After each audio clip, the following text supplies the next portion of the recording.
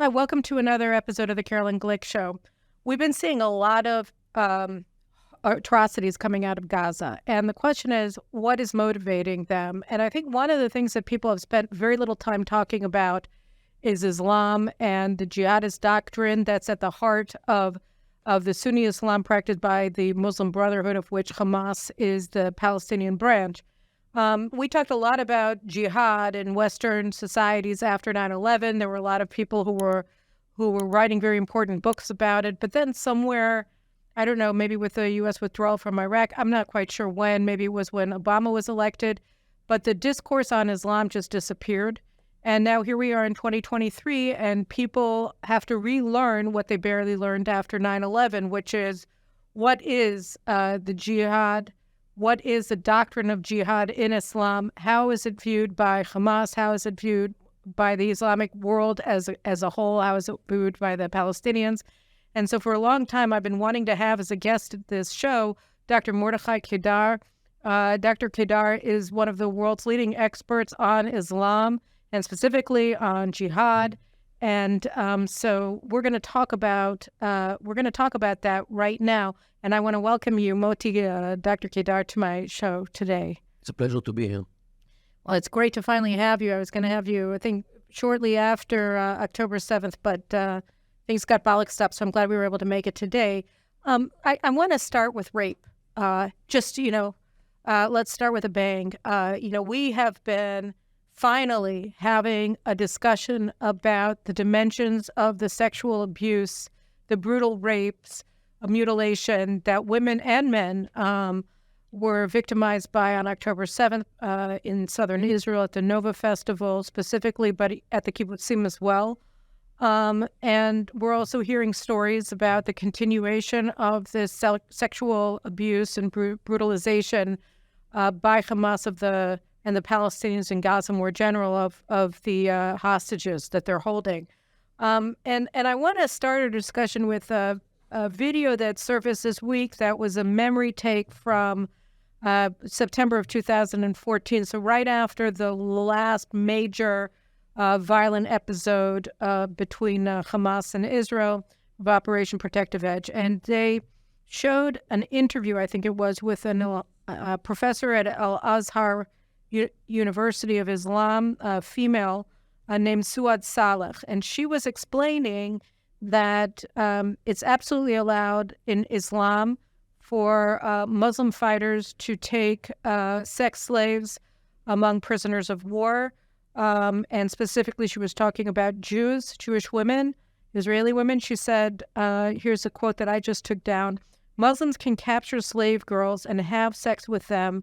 It's legitimate. Their legitimate owned slaves come from among prisoners of a war which is waged against the Muslims, a war to plunder land, a war against our faith. So since they consider this to be a jihad, I guess, then they think that it's legitimate to rape and keep as sex slaves Jews from Israel. Can we talk about that a little bit? Well, as you know, the Prophet Muhammad is the role model for every Muslim because his ways were enlightened by Allah. He was infallible. Infallible. Ma'soom, as they say in Arabic, cannot make any mistake. So whatever he did is actually the way how every Muslim should behave. This in general. In this particular point, Muhammad and Ali, actually, his cousin, they slaughtered hundreds of Jews of the Qurayza family who lived in Medina. And one of the victims was an adolescent boy who was engaged to a young girl named Safiya. She was the daughter of one of the leaders of this Jewish clan. And after the boy was slaughtered, Muhammad himself took Safiya as his wife, and he materialized the marriage right in his tent immediately. She was like 14 years old. So he raped her. Raped her. Means, allegedly, he married her and immediately consummated the marriage. So this is how he the prophet behaved. So I heard that he also murdered Sophia's family. Is that correct? Or yeah, of course, the men, the males. So not just her betrothed, not just her fiance, but that he had also the males of this clan. Uh-huh. And women anyway are not counted. They are not more than walking wombs, so they can kill them. In Islam, a lady doesn't have to convert to Islam in order to have Muslim children. Because if a Muslim marries a Jewish lady or a Christian lady, her children follow him in the religion. So they are Muslims. She can be Jewish, she can be Christian, whatever. But her children will be Muslim because he is a Muslim. So it really doesn't matter if she converted to Islam in his tent or not. Anyway, he is allowed to have her and to have children with her, and they will be full Muslims. So this is the example for Muhammad, no less. But how do you explain the gang rapes then? I mean, because wouldn't it just be that they take one woman for one man? But here we had example after example of gang rapes. This is something which comes from another thing. Islam gave the Muslims, the mu'minin, the believers, the lands of the infidels, the property of the infidels, the life of the infidels, and the girls of the infidels, to do whatever they like with them. This is the reward which they get for their jihad against the infidels. They can take whatever they like. The girls or the women are called mulk al-yamin, means the property of your right hand, which your strong hand, and this is actually how it is called in like a code name, mulk al-yamin, but it means women, girls, and whoever they can get in order to do with them whatever they like. So this is the reward. By the way, it comes in rape cases in Europe when migrants rape local ladies and they are interrogated. It comes out in many cases. They belong to us because they are Christian, because they are Jewish, I don't know, because they are not Muslims. So they means the girls, we can do with them whatever we like. So if we rape them, it's our right. This is how people go around and they look at the foreign girls with this kind of thinking. So if they rape them, this is their right. So they said, actually, I mean, is this something that is widely embraced? Because what came out in some of the interrogations of the Hamas terrorists that have been arrested, who took part in the October 7th slaughter, was that they had undergone over the 2 years leading up to the invasion, that they had undergone a religious indoctrination, so that in addition to their military training and weapons training, they were receiving Islamic indoctrination. Was that necessary? Was that something that they had to do in order to be convinced? No, this is general. This is in general. What you can see it with ISIS. You could see also people. What do they do in those indoctrinations? They learn about the jihad, the necessity of jihad, and what will be your reward in this world and in the other world. The 72 virgins which are waiting for them in heaven. So some of them have the heaven already here in this world. And this is the indoctrination about don't come back, means don't retrieve from the jihad, go forward. They learned about the story of Ja'far ben Abi Talib, the cousin of Muhammad, who was fighting the Byzantines. And of course, the Muslims were a small group, but the Byzantines were a big army. And they stabbed him 50 times when they found his corpse. He was stabbed in 50 places, and each of every stab was in the front. Means he did not try to run away. And this is the story.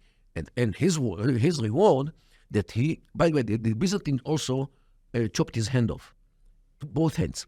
So Muhammad in his funeral said that this Ja'far is in heaven, but not only in heaven. Allah replaced his arms with wings, and he is flying above paradise. meaning he's so high that he is flying. This is why his name is Jafar al-Tayyar. This is his epithet. Means Jafar the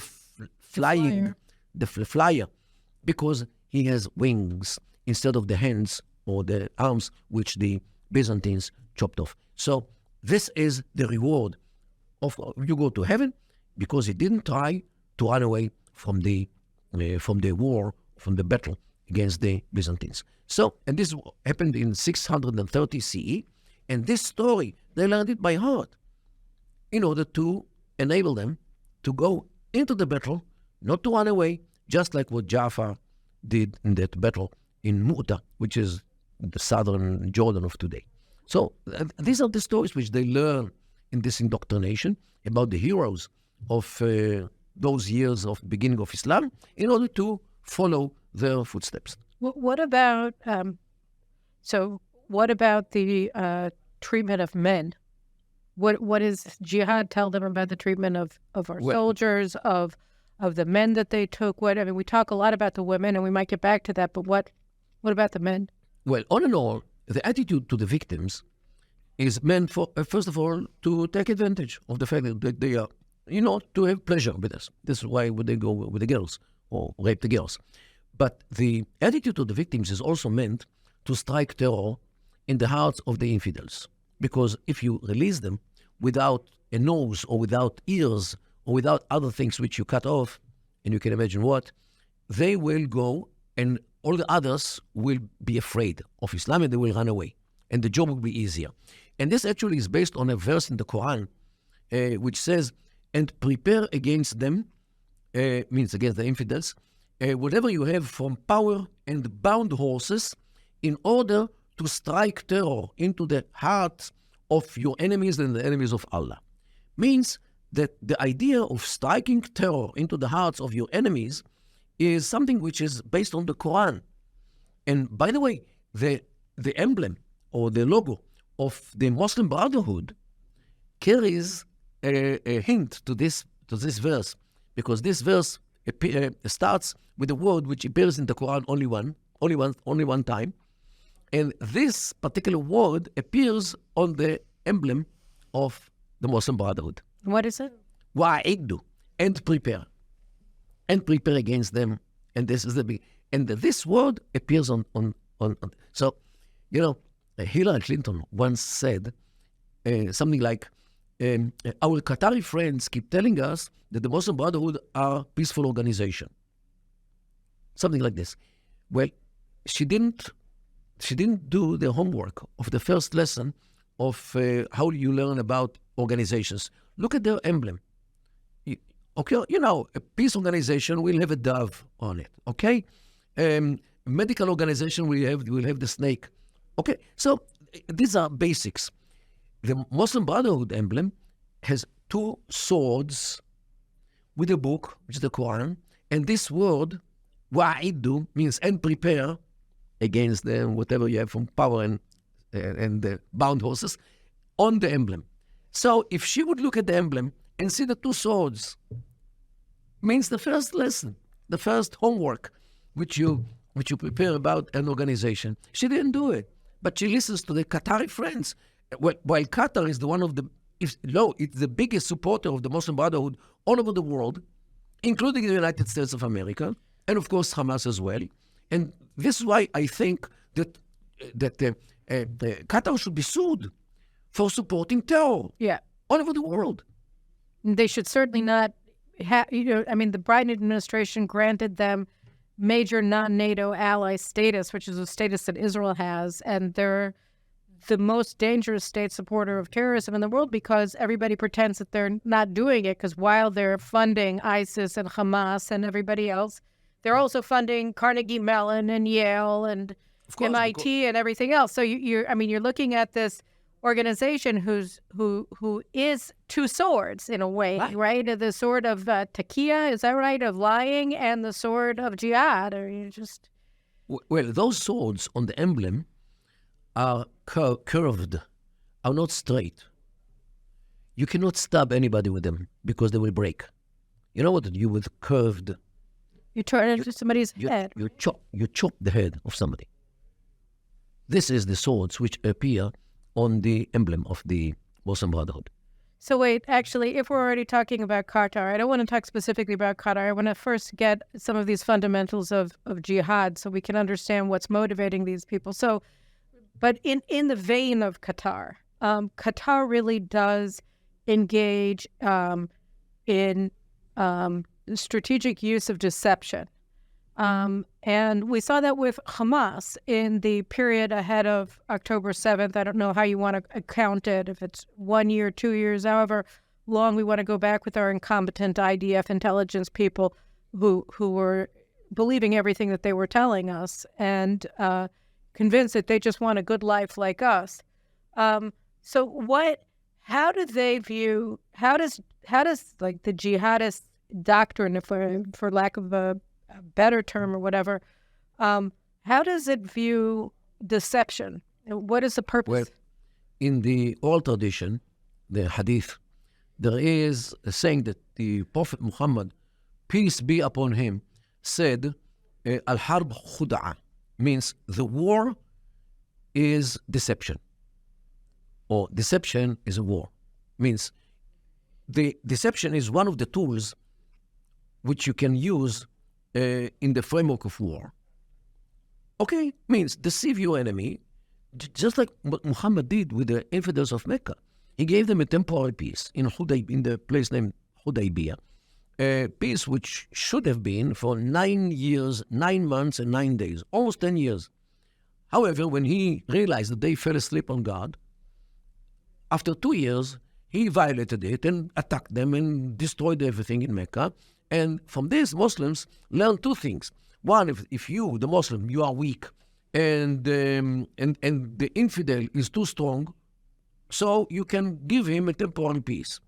The second thing is, if the infidel falls asleep on God, you can do whatever you like to him, even within the time of the temporary peace, because this is what Muhammad did.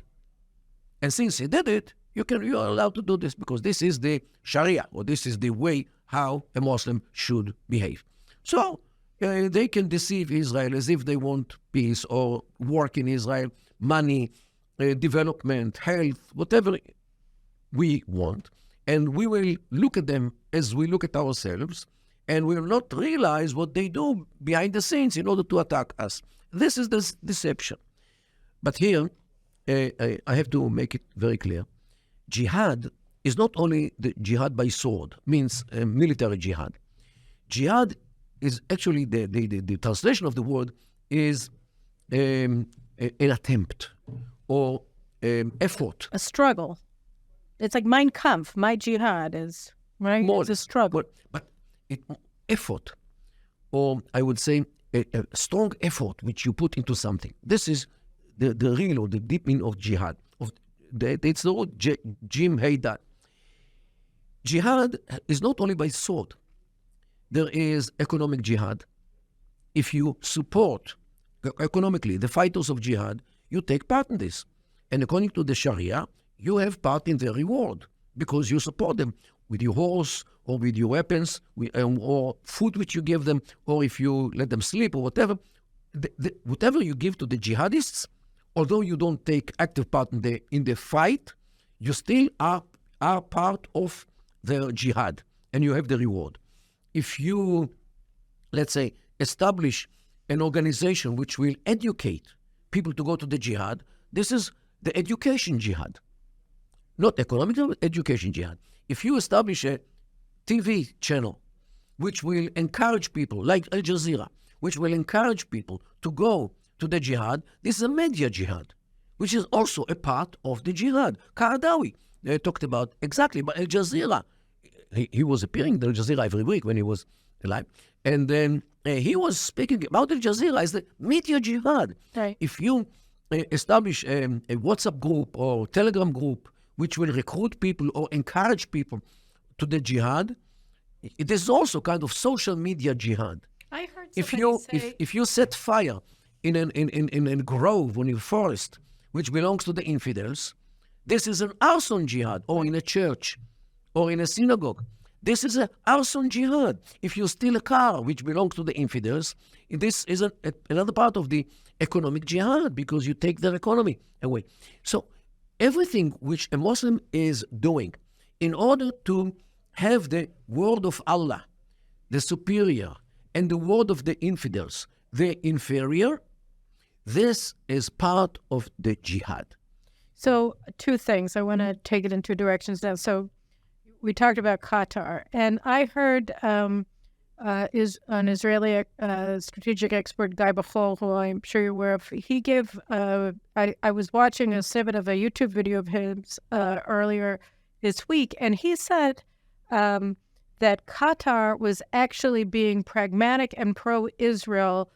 In 2006, he claimed that one of the leaders of Qatar flew to Tel Aviv in disguise and tried to buy Merkava tanks from Israel, and that he changed his mind after Israel or the Qataris turned against us after we failed to destroy Hezbollah in the 2006 war. But that didn't, his claim made little sense to me since they formed Al Jazeera in 1996 and they were Al-Qaeda's home station in the years that followed. That was where he gave his declaration of war against the United States, etc. But was there, I mean, how, I guess the question isn't so much was whether Guy Bachor is right about 2006 specifically, but how important is pragmatic interests in calculations of whether to embrace jihad or not? Because we also know that Saudi Arabia, until the Arab Spring, was very supportive of jihad, and then they turned away from it after the Arab Spring. So, okay, so make some sense of the situation. First of all, Saudi Arabia as a state was never for jihad because it was a target of the jihad. Who was for jihad? The extremists who were against the ruling family in Saudi Arabia. But the Wahhabis were extremists who made a deal with the Sauds. Wahhabis are purists. They are not for jihad, which is against the regimes. But, by the way, this is why they hate the Muslim Brotherhood, and the Muslim Brotherhood hate them. But they funded all the Muslim Brotherhood mosques in the West. The Saudi Muslim League. Don't be mistaken. Saudi Arabia, the Wahhabis of Saudi Arabia are institutional Islam. Islam which is supposed to support the institutions. This is how because the Saudi regime actually is based on two legs. One is the family, the ruling family, the Saud, and the other is the three families of scholars who actually legitimize everything which the ruling family is doing. Okay. Even if they torture people, I can show you books, mind-boggling books. If you, the citizens, are suffering from the regime, it's because of your sins. Means they give Hersher, seal of approval, for everything which the regime is doing, and this is the role in Saudi Arabia. Muslim Brotherhood is revolutionary Islam, right, against the regime, against the system. And this is why Saudi Arabia hates the Muslim Brotherhood, and the Muslim Brotherhood, all the organizations, hate Saudi Arabia. This way, by the way, Saudi Arabia supported Sisi in 2013 when he ousted Morsi, the president. But before 2013, they were funding Muslim Brotherhood mosques in Europe, in the United States. No, these were not Muslim Brotherhood, they were Wahhabi. Wahhabi are not Muslim Brotherhood. It is not easy for Westerners to understand because these are religious Muslims. What about the 15 out of 19 9/11 terrorists who were sent? They were people who were against the Saudi regime, just like Bin Laden. Bin Laden was against the regime. Osama Bin Laden was an oppositioner. Okay? So this way attacked America, which supported the Saudi regime. But I mean, Princess Haifa was the wife of the Saudi Prince Bandar, who was the ambassador to the United States. She paid money to two of the 9/11. Apparently, she didn't know who they are and what they were, only because they were citizens. Because Saudi Arabia does support citizens of Saudi Arabia. I'm not sure that she knew their intentions, what they are supposed to do, or what they intend to do. But in general, in principle, the Saudi regime is totally, overwhelmingly against the Muslim Brotherhood organizations like Hamas, like Muslim Brotherhood in Egypt. This is why Saudi Arabia supported Sisi, the secular general who ousted Morsi. Morsi from the Muslim Morsi. Brotherhood. Yes, and they gave him like $5 billion one day after Obama said that he is holding support of $3 billion. So the Saudis gave him more, only because they didn't like Morsi. Qatar, on the contrary, They funded Morsi. they funded Morsi, they funded the Muslim Brotherhood, and this is one of the reasons why Saudi Arabia and the Emirates put a siege In 2017. on Qatar. Right. That lasted until the Biden administration came Right. into office, and then And they saved them. just gave up. Yeah, this is what I mean. You have to look into the relations within the Sunni. So you're saying that, okay, because this is actually an important point that I did not know. You're saying that the Saudis didn't shift, and then the question is, what about the Qataris? Have the Qataris Yes. shifted? Yes. When did they And it's amazing because originally the Qatari family, the Al Thani, are also Wahhabis. But they didn't join the kingdom for different reasons. And they were supposed to be like Saudi Arabia, like the Emirates, and the same guy, and the same way of thinking. Yet Qaradawi, when he migrated to Qatar, running away from In the Egypt, 1960s, from Nasser, he was thrown out, right? a bit later in the days of Mubarak, but he was there. He didn't mean to be anybody in Qatar because he is not Wahhabi and he is not Qatari. He's Egypt. His language is different. He just found asylum, but somebody discovered him and had a meeting for him with the emir, and he actually turned him from being a tribal emirate-like ruler or leader into a Muslim Brotherhood supporter. And this is a big shift from Wahhabi to be Muslim Brotherhood supporter. And Qaradawi did it by himself. He had a very strong way how to convince people. He knew so much and he convinced them. By the way, he actually, one of the broadcasters of Al Jazeera, Khadija Ben Kena, who was totally secular, he made her wear the hijab and return to Islam. To that degree, this man was influential. So he actually turned Qaradawi, the Muslim Brotherhood activist, or I would say leader or thinker, he turned Qatar to be Muslim Brotherhood supporter, although originally they are Wahhabis, like the Saudis. And this is a bit complicated, but this is what happened. Around when was that? It was along the 90s. When they founded Al Jazeera in 96. 96, yes. So this is more or less when it was a gradual process, but definitely very But that was the emir who's the father of the current the emir? grandfather. The grandfather. Grandfather and more so with the father. So this is how Qatar became a Muslim Brotherhood supporter against the will of the Saudis, against the will of the Emirates, against everybody, and this actually what gave Qatar the nice posture for Iran, because Qatar and Iran are in the same boat. Of course, they share a big gas field, the biggest in the world, and they share the revenues. And so Qatar has to follow Iran. Iran supports the Muslim Brotherhood because they are against Saudi Arabia. Okay, let me just, now let's just move for a second. So let's talk for a second about the Ummah, and then I want to move to I want to go back to the Palestinians. So just, can we talk briefly about what is the Ummah for believing Muslims? How do they view themselves in the larger Muslim world? Well, the Ummah in Islam is translated to be nation, the nation. But unlike Western definitions, a nation is an ethnic group. Okay, like Hungarians, like Japanese.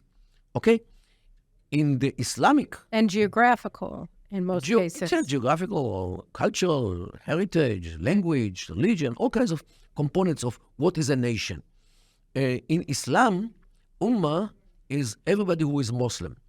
It could include many ethnic groups like Arabs, Persians, Turks, Kurds, Baluchis, Pashtunis, Africans, Caucasians. Caucasian, everyone, since Relax. since everybody is Muslim, this is the Islamic Ummah. Okay, in difference from ethnic group, because the Ummah in Islam Is a belief. includes why? Because the basic belief of Islam is that all the Muslims are brothers. All Muslims are brothers. So regardless of your ethnic background, you can marry with each other. You can do whatever you should support each other because you are all Muslims. And this is actually the definition which was supposed to erase the tribalism in the beginning of Islam, because tribes were fighting each other non-stop. Muhammad came and gave them a new system, how to be together, to unite them under Allah. They should abandon all the idols, the Uzza, Eilat, and Manat, all these Other pagan idols, gods. paganism, which they had, in order to unite them. Now, he knew that they will not marry each other so quickly, because tribalism is the name of the social game in the Middle East. But abandoning the idols and embracing one idea of one God, this is easier. So this is what And then it Islam also united them against people who aren't members of the Ummah. right. And once they are all brothers, united with or united by the religion, now they can direct their aggression to others, less the infidels, which as a reward they will get their lands, their life, their property, and their girls. All right, so let's talk about the land of ours, the land of Israel, and the Palestinians. So you had the Arabs of the Levant, you had the Arabs of Greater Syria, you had the Arabs of the Palestine Mandate, and then they became, somewhere in the 1960s, the Palestinians of Palestinian Arabs, and now just Palestinians. So you have this group of people that weren't actually defined as a people in and of themselves until very, very recently. And they play, it seems to me, a very central role in contemporary jihad, in the way that jihadists today view how they're supposed to go about their business in terms of imposing their will on the world. Am I mistaken, or? Well, first of all, a Palestinian nation was never mentioned in any book or any newspaper until the first decades of the 20th century. Start with this. Because until 1917, until the First World War, everybody was an Ottoman citizen. Whether you lived in Egypt or in what's Subject Jordan, of the Ottoman Empire. you're a citizen. Because whether you lived in A citizen, not a subject? It doesn't matter. Natin, Lois.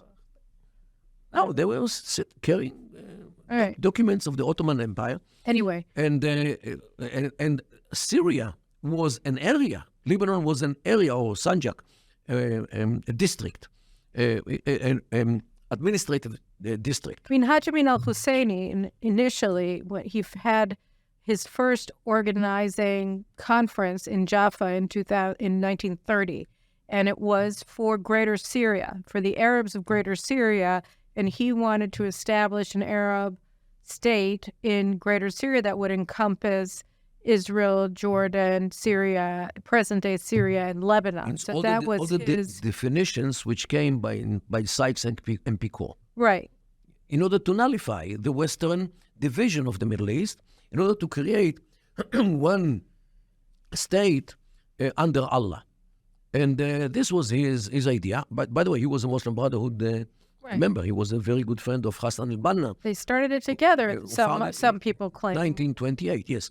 So he was totally against the occupation of the foreigners, against the culture of the foreigners, which started to infiltrate into the Middle East by creating all kinds of ideas, democracy, or human rights, or whatever, women's rights. You know, already in 1923, the first lady who went out to the street without her veil in Egypt was under the British occupation. So the occupation by itself, which is bad because Christians actually are ruling Muslims. This is against the rules of physics. because Islam ya'lu wa la yu'la alayhi, means Islam is superior and nothing is above Islam. It reminds us of Deutschland über alles, a little bit. So this is the way of Islam. So British or any other one, Jewish, French, who rules over Muslims, this is against the religion, against rules of physics. So first of all, we have to get rid of the foreign occupation, whether it is British, French, Israeli, Jewish, whatever. Except I understand that the Jews are specifically a problem. Because Jews and Christians should live under in the Islamic yoke as dhimmis, as people who live under the auspice of Islam with very limited rights, as long as they behave according to the Islamic Sharia, which is designed for them. They cannot communicate with other people, with other nationalities. They have to pay the jizya, means the head tax. Head tax, skull tax. When they are humiliated, as it's stated in the Quran, they should walk in the Suez Canal rather than the sidewalk. And the Suez Canal in the Middle Ages, as you know, was not something which comes out only from the kitchen of their households. Okay, so in this, Jews and Christians should walk. The Muslims are walking on the dry and clean sidewalk. Jews and Christians are walking in the Suez Canal. And a Jew and a Christian cannot ride a horse, only a donkey. His home should be lower than the Muslim synagogues are lower from the mosque. So everything which was designed in order to denigrate the Jew and the Christian, in order to show them they don't have the right religion because they don't believe in the right prophet and they don't embrace the right ways of life as Islam gave to the world. So a Jew definitely has no right to rule over a Muslim. This is something which boggles the mind. And so the state of Israel, to begin with, is illegitimate totally. The occupation is not the occupation of 1967. The occupation is the occupation of 1948. This is the problem, because Jews should live under Islam. This country is Islamic, and there is no way to take out a land from Islamic world, from Dar al-Islam. Only a land has only one-way ticket to enter Dar al-Islam and not out. By the way, this is why they talk about Spain and the island of Sicily and large parts of the Balkans should return to be Islamic after the war. And the Jewish nation is not a nation because we are communities which belong to every state in the world. The American Jew is an American who happened to be Jewish. The Jew in Russia is a Russian national who happened to be Jewish. A Jew in Iraq is an Iraqi Arab who happened to be Jewish. Nothing combines them. They don't look alike each other. They eat the different foods. They dance to different music. Their cultures, their languages is different. Who the heck made them a nation? This is an invented nation. This is how they think about us. You're in the Quran as a nation. I mean, Jerusalem as the... Well, about the Quran we can talk about. And so there is no Jewish nation, so why do they need a state? And the Jewish religion is anyway null and void, since Islam came to the world to replace Christianity and Judaism. They actually took the theory of replacement and one step forward. Yes, now Islam came to the world to replace everything else and to take and to confiscate everything which ever was Jewish or Christian. This is why Abraham and Isaac and Jacob were all Muslims. And David, Moses also. And Jesus Christ as well. And Solomon built a mosque in Jerusalem, if you don't know. Okay, so this is the re-engineering of the world history and the world religions in order to show that Islam is the only valid religion while all the others are null and void. So the state of Israel has no right to exist because the land is Islamic, there is no Jewish nation, and the religion is null and void. And who made Israel? Balfour, the evangelical Anglican Christian. Means this is the whole state of Israel is a conspiracy of Christianity and Judaism against Islam. And this is how they view the whole thing from the religious point of view, before the national point of view, before the territorial point of view, before any judicial or whatever point of view. The what underlies the hatred to us and the activity against us is Islam in its widest interpretation. Because Jews, according to Islam, should live under the Islamic yoke and not as people who have rights of sovereignty and state and army, government, police, or whatever. They are not allowed to have, according to the principles of Islam. And it's not only radical Muslims. This is Islam. Islam without cancelling the other religions is like whiskers without a cat. So, I mean, why is it that somebody like Osama bin Laden, who was at war against the United States and before that, against the Soviet Union and Afghanistan, why did he care about Israel? Israel appears, hatred of Jews appears in the propaganda of non-Palestinian or non-Levantine Arabs very prominently. You had Mohammed al-Dura appearing in the Daniel Pearl decapitation videos. They made a very big deal about his Judaism when they slaughtered him. He was not slaughtered as an American. He was slaughtered as a Jew. Why are the Palestinians and their jihad against Israel so configuring so prominently in jihadist thought? Because this is actually what combines them with the Iranians, who are Shia, but still they are Muslims and think more or less about Israel the same way. This is what combines them with the Saudis. I understand why the Iranians would want to do it, to make themselves more attractive to the Sunnis, right? Because they say we're championing the war against the Jews in the name of Islam, and therefore you shouldn't be opposed to us, right? Right, but another thing that they want to show that they are better mujahideen than the Sunnis, who are making peace with Israel, who are tied like Egypt, like Jordan, who are all Sunnis. We, the Shia, are the real fighters. We don't succumb to the Jews or the Americans who pressure everybody in order to make peace with Israel. So this is another thing, the competition between the Sunni and the Shia Islam. By the way, Hezbollah is the same thing. He wants to show that his jihad against the Jews is better than the Sunnis. Is he in competition with Hamas for who is better, or are they more... Implicitly, yes. Explicitly, no. Means definitely there is the competition between the Sunni and Shia Islam. But when it comes to the destruction of Israel, they cooperate because this is good for both of them. Nobody wants to be shown as somebody who doesn't take part in the jihad against Israel. So on this, they can cooperate. So this is why Hezbollah actually supported Hamas tremendously by smuggling weapons and ammunition through the sea. Teaching them how to fight. Yeah, definitely. So you brought two scarves, I think they are. Yeah. Can you talk a little bit about what they are? This scarf is Hamas scarf. I got it in the Birzeit University from the branch of Hamas in this university, Birzeit, which is near Ramallah. Here you can see... Well, 1 second, Birzeit, just to remind viewers, remember we talked about their opinion poll of the Palestinians 3 weeks ago that came out, where they showed that the vast majority of Palestinians, 3/4 of them support Hamas, support the slaughter of October 7th.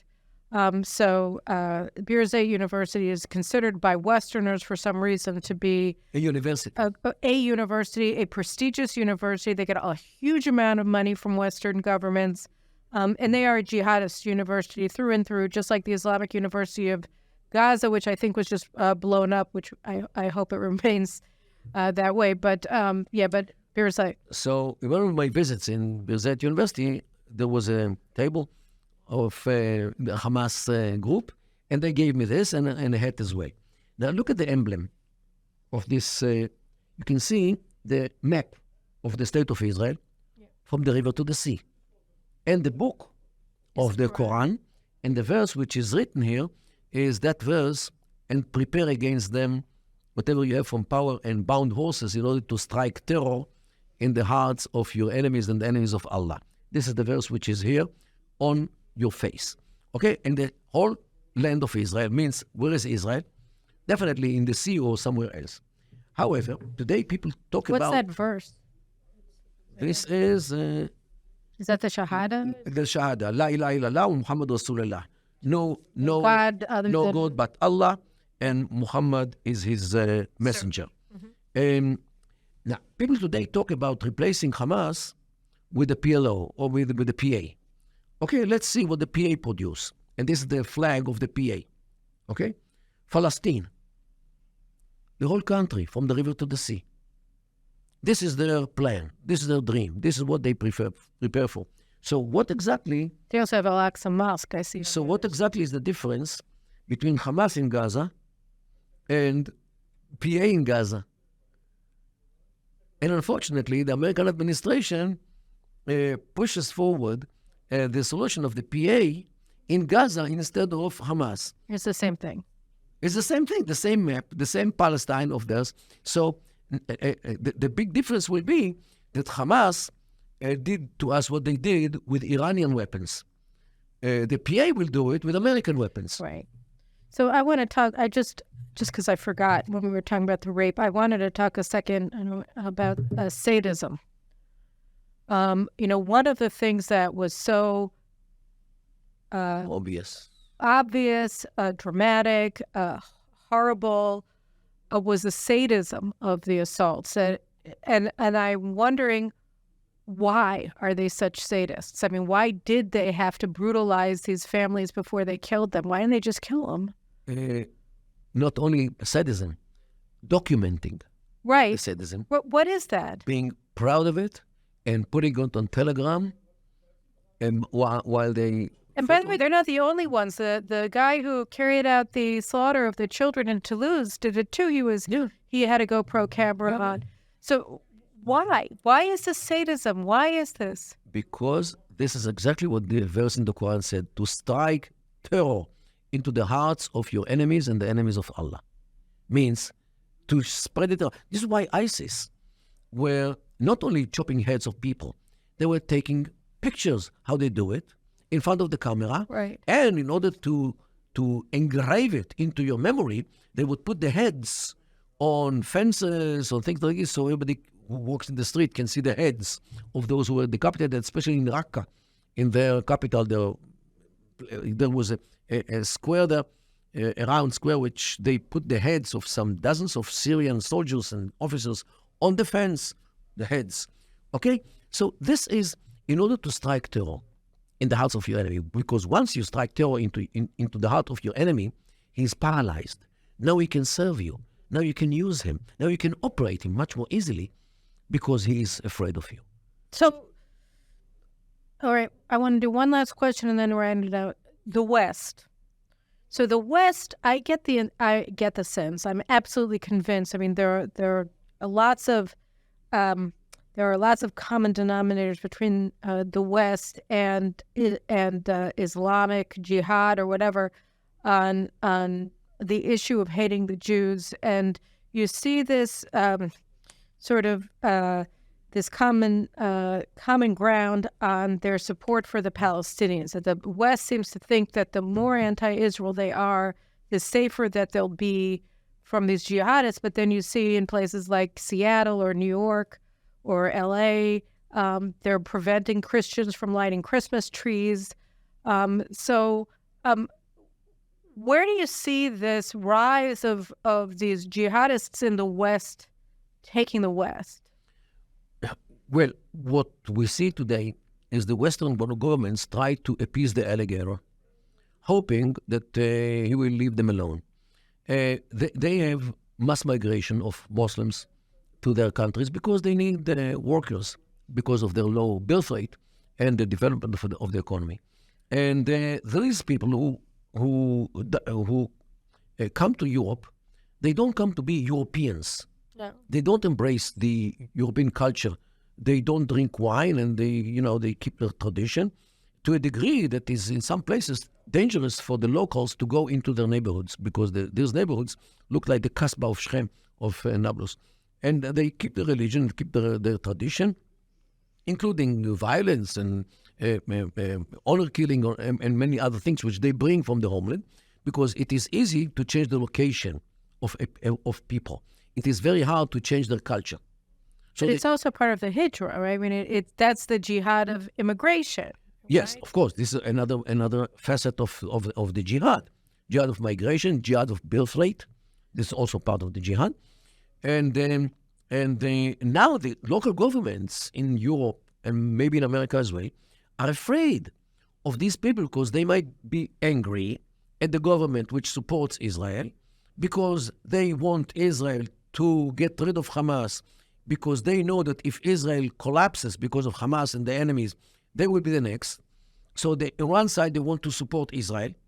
But on the other side, they're afraid to support Israel because they're afraid of their own Muslims who might be very angry and destroy whatever they have, or slaughter teachers, as we saw in France, or damage the railway stations, as we saw in Madrid and other places, or take airplanes and smash them into buildings, as they did already in September 11. So they are afraid of the local communities which migrated to Europe and might destroy Europe only because they are too angry. And these people sometimes lose their temper and they behave in a way which will damage themselves as well. Because, during the last, let's say, 2 or 3 weeks, since we saw the big demonstrations in London, today British people started to talk about deportation. Something which unheard of until recently, until 2 months ago. British never spoke about this. It was so not politically correct to talk about deportation, especially those who have citizenship. It is impossible. But those who are still in the process of acquiring the citizenship, you can show them the way out. Don't call it deportation, encourage them to return to their own homelands. Okay? This is what, in Britain, they started to talk about very recently. Right. I want to try to sum up in the last few minutes what we should probably, or we can do another show on, which is what facing these people who believe that it is an act of devotion to sadistically murder our people and to brutalize our women and children, what is the response that Israel is required to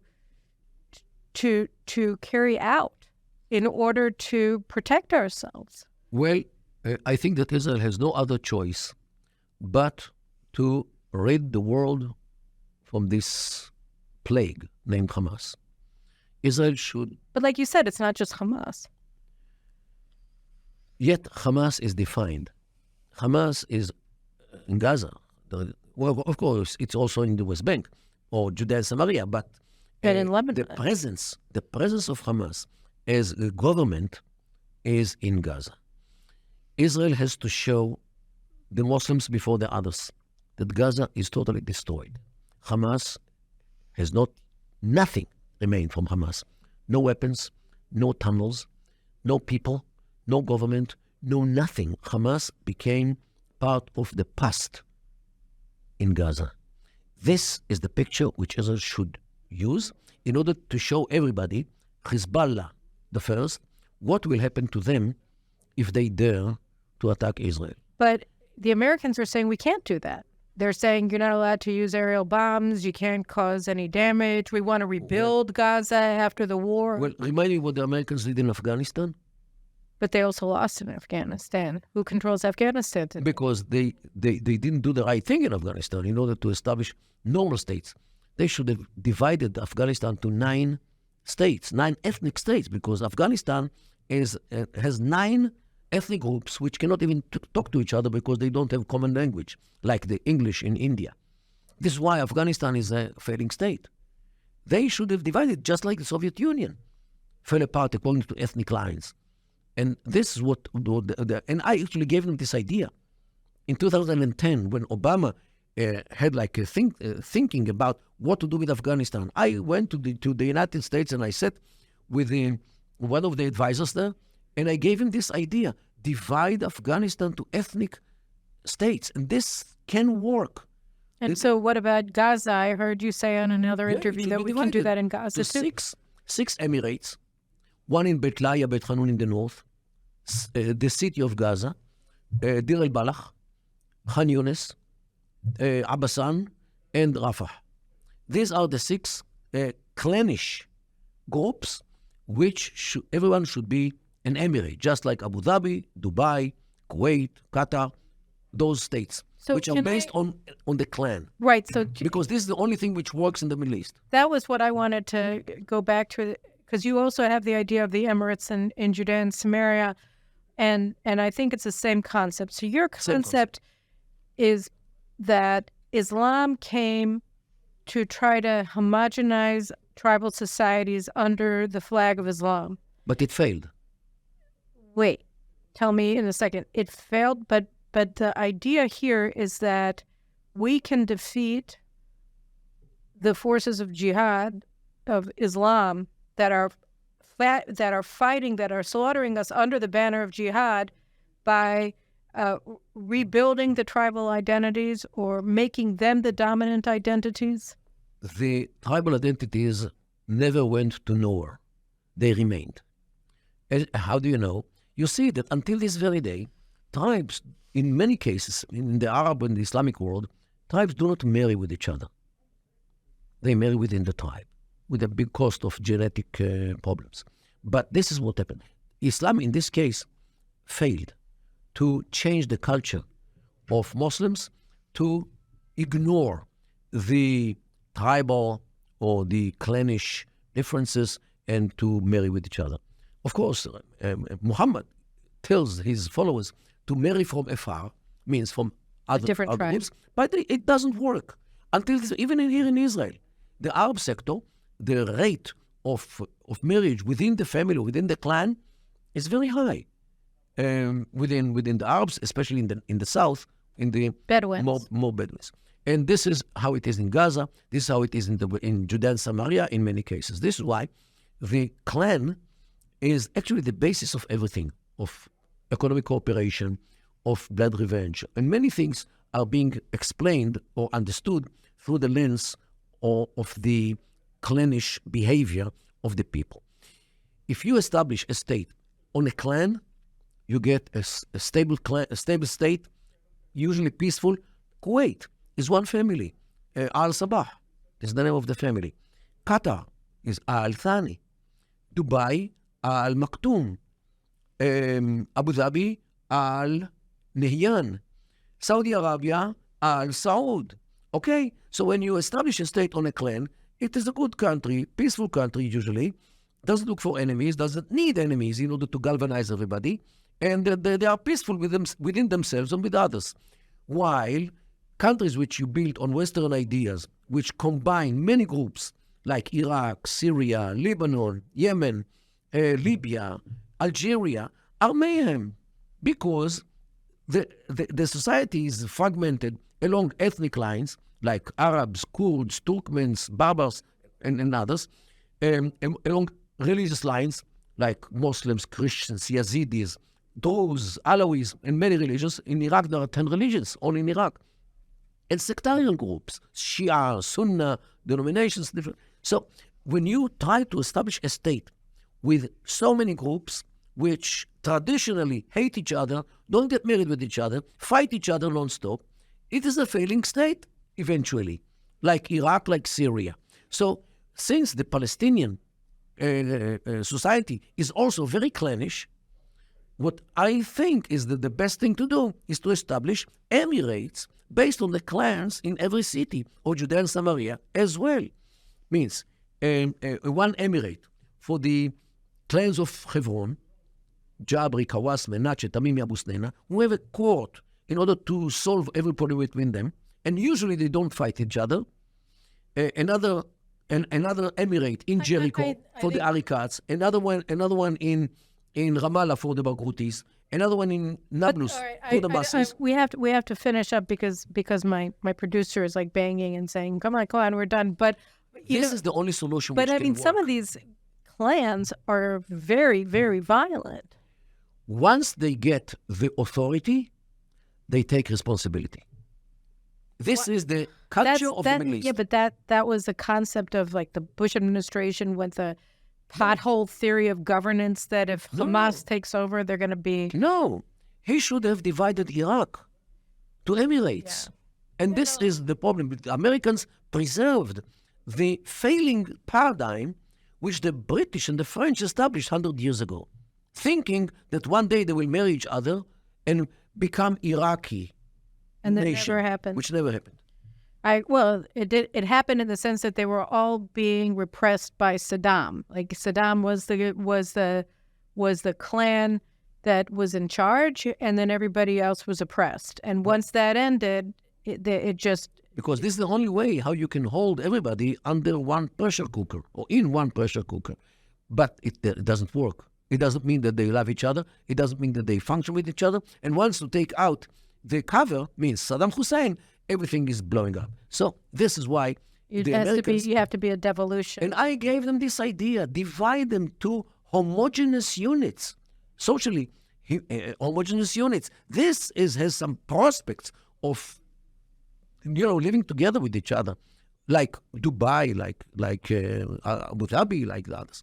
But unfortunately, they didn't. Well, I think that didn't we're take at this a advice. time of major reconsideration, since everything else has failed so completely and so dramatically and brutally and savagely. So I think that your ideas are pragmatic, and maybe they hold some hope. I think they certainly are better than anything Israel, else that's on. in Judea and Samaria, Israel should stay forever in the rural areas, offer the villagers Israeli citizenship. This is not a threat because they're like 15% of the population, while Israel should stick to the majority of the land, which is like 90% or almost 90% of the land, and this is the best trade.